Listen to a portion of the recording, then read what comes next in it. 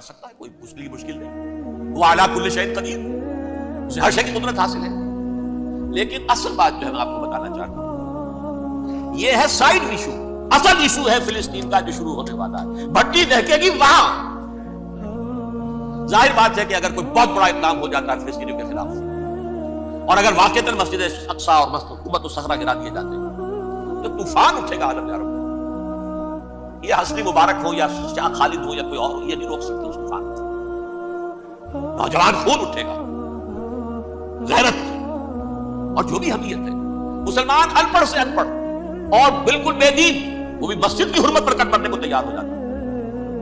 مسجد تو بنا دی شب بھر میں ایمان کی حرارت والوں نے، من اپنا پرانا پاپی ہے، برسوں میں نماز ہی بنا سکتا، وہ چاہے کانپور کی مسجد سے مسلمانوں نے جانے دی، چاہے وہ شہید گنج کی مسجد تھی مسلمانوں نے جانے دی، چاہے نماز نہ پڑھتے ہو، لیکن یہ جو حرمت ہے اور یہ جو حمیت، یہ غیرت ہے، اس سے جو طوفان اٹھے گا یہ ہوگا اس ملحمۃ العظمی، اس کی طرف پیش رفت ہوگی۔ کتاب الملاحم سے احادیث کے حوالے سے یہ جن جنگوں کا حوالہ دیا حضور نے پیشن گوئی کی ہے، اس کا نقطہ آغاز تھا خلیج کی جنگ۔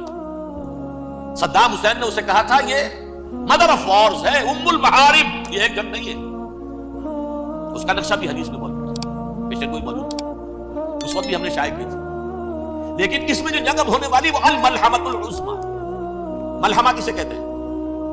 لحم گوشت کو کہتے ہیں، اور قصائی کی دکان کو عربی میں ملحم کہتے ہیں، جہاں گوشت کے ٹکڑے کیے جاتے ہیں۔ آج کل مشینوں سے ہوتے ہیں، اب جو ہے وہ ہاتھ سے چھریوں سے نہیں ہوتے، لیکن ٹکڑے ہو رہے ہوتے ہیں، جسموں کے چیتھڑے اڑ رہے ہوتے ہیں۔ ملحمہ یہی لفظ استعمال کیا تھا حضرت سعد ابن عبادہ نے رضی اللہ تعالی عنہ یوم فتح مکہ۔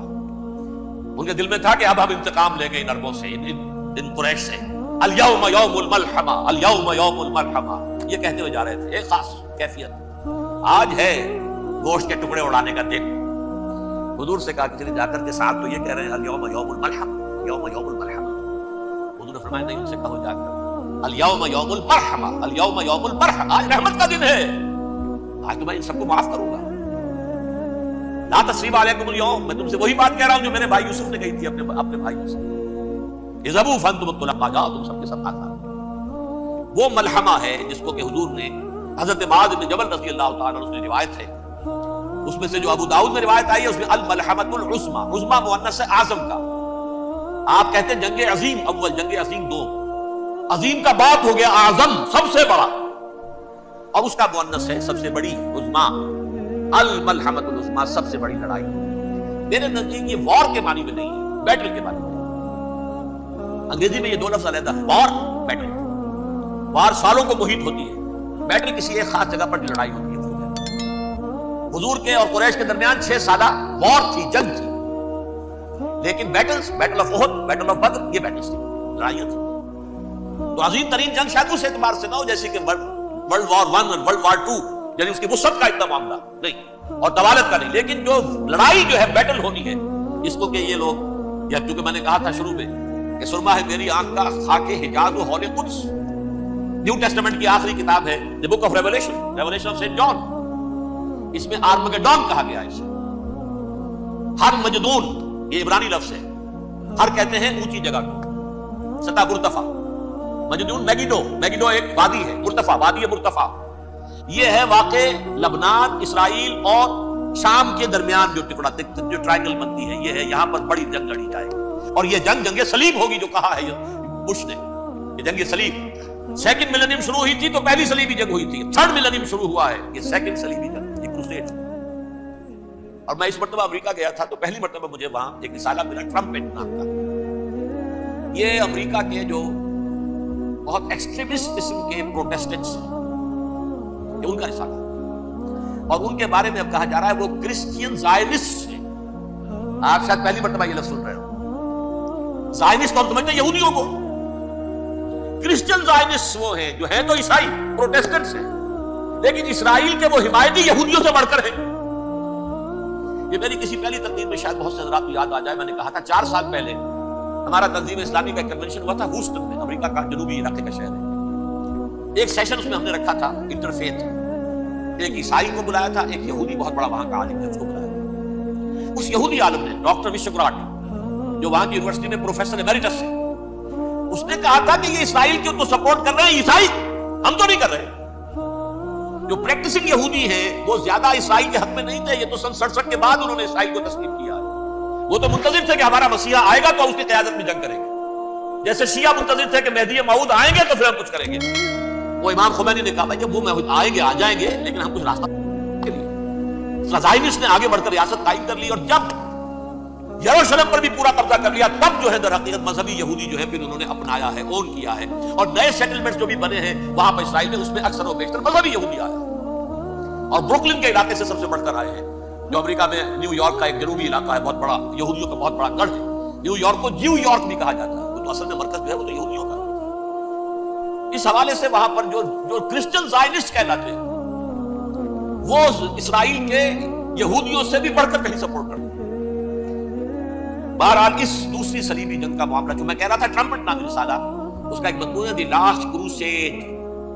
اب یہ آخری کروسیڈ ہے جو شروع ہونے والا ہے۔ میں تو حیران ہوں کس قدر کھل کے وہ باتیں کرتے ہیں۔ رومن کیتھولکس کو وہ کہتے ہیں کہ یہ شیطان ہے، یہ پوپ شیطان ہے، یہ یورپ کو اس نے جمع کیا ہے کرسچینٹی کی بنیاد پر، اور اس میں زیادہ تر کیتھولکس ہیں۔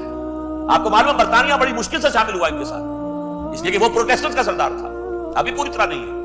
یورپ جو ہے وہ رومن امپائر دوبارہ یہ کھڑی کر رہا ہے، اور در حقیقت یہ جو ہے یہودیوں سے بھی چھیننا چاہتے ہیں اسرائیل کو اور فلسطین کو اور مسلمانوں سے بھی، اور یہ وہی کروسیڈ جو تھے اربن ثانی کے، اس کی تیاری کر رہے ہیں تاکہ وہاں پر عیسائی حکومت قائم ہو جائے، کیتھولکس کی پوپ کی حکومت قائم ہو جائے، جیسے ایسٹ تیمور میں کرتی۔ ایسٹ تیمور میں کون سی حکومت بنی؟ رومن کیتھولک اسرائیل میں بنے، تاکہ یہ سارے مقامات مقدسہ جہاں اسرائیل پیدا ہوئے، بیت حضرت مسیح پیدا ہوا، بیت الحم کہاں ہے؟ وہی ہے کہ نہیں؟ جہاں سے ریزریکشن ہوا ان کے خیال میں وہ کہاں ہے؟ وہیں پر ہے کہ نہیں؟ بڑے بڑے گرجے ان کے وہی ہیں۔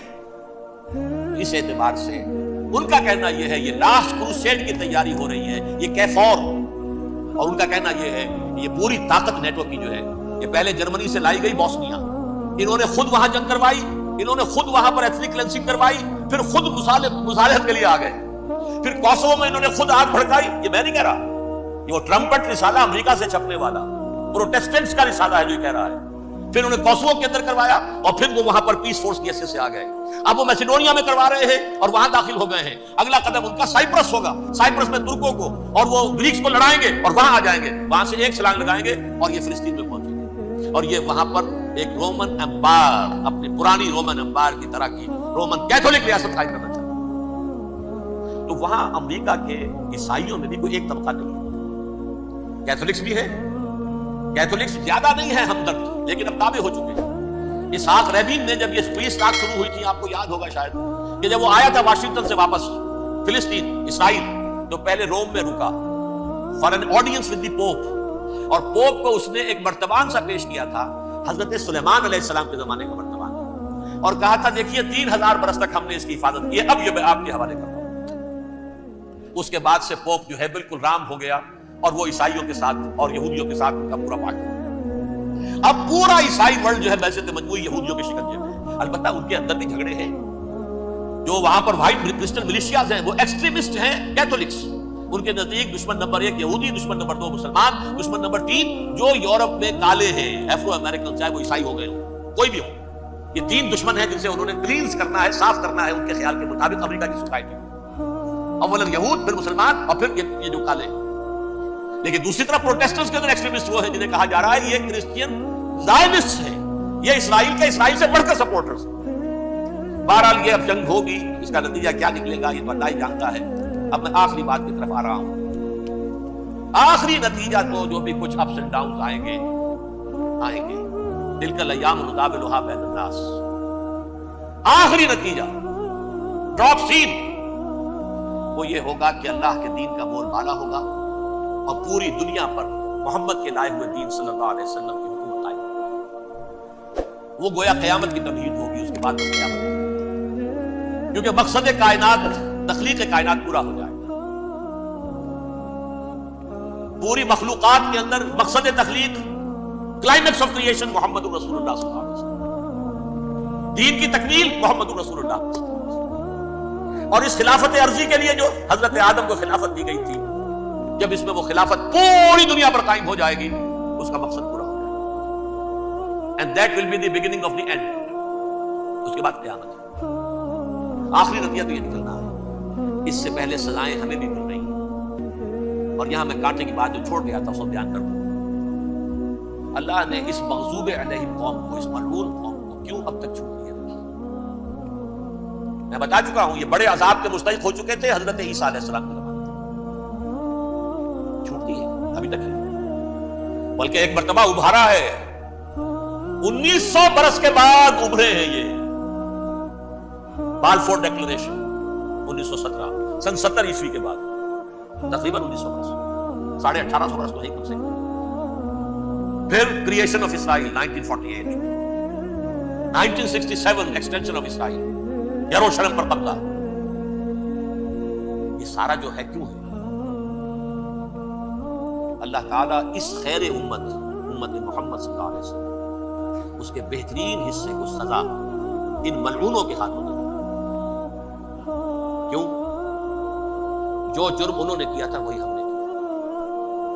انہوں نے اللہ کی کتاب کو پیٹھ کے پیچھے پھینکا، نبذ فریق من الذین اوتوا الکتاب کتاب اللہ وراء ظہورہم، ہم نے اپنی پیٹھوں کے پیچھے پھینکا۔ کولونیل رول سے آزاد ہوئے، کہیں اسلامی قانون نافذ کیا، کہیں اسلامی نظام قائم کیا، تو جو جرم ان کا تھا وہی ہمارا ہے۔ اور ہم خیر امت تھے، اور ہمارے میں سے خیر ترین عرب ہیں، ان پر اللہ کا فضل، ان کی مادری زبان میں اللہ کی کتاب موجود ہے۔ پھر انہوں نے اللہ کے دین کو پیٹ دکھائی۔ جو ملک آزاد ہوا کولونیل رول سے، یا اس نے قبلہ کر لیا اپنا ماسکو کی طرف، یا کر لیا واشنگٹن کی طرف، کسی نے مکے کو قبلہ بنایا۔ بدترین سزا، ویل للعرب من شر قد اقترب۔ اور ترمذی شریف میں تو یہاں تک روایت ہے، من اقتراب الساعۃ ہلاک العرب، قیامت کے قرب کی ایک نشانی یہ بھی ہوگی کہ عرب ہلاک ہوں۔ ایک حدیث میں الفاظ آتے ہیں، حضور نے جب کہا یہ ہوگا یہ ہوگا یہ ہوگا، یہ بربادی آئے گی، تو کسی زوجہ محترمہ نام میں بھول رہا ہوں، انہوں نے پوچھا کہ عرب اس دن کہاں ہوں گے؟ فرمایا العرب یومئذ قلیل، بہت کم۔ آخری خاتمہ ہونا ہے یہود کا حضرت مسیح علیہ السلام کے ہاتھوں، وہ عذاب جو 2000 برس تک ان سے ڈرا رہا وہ آئے گا، اور ان کے رسول ہی کے ہاتھوں آئے گا۔ لیکن اس سے پہلے مسلمانوں پر یہ عذاب آ رہا ہے، ہولوکاسٹ کے درجے کا عذاب آ رہا ہے۔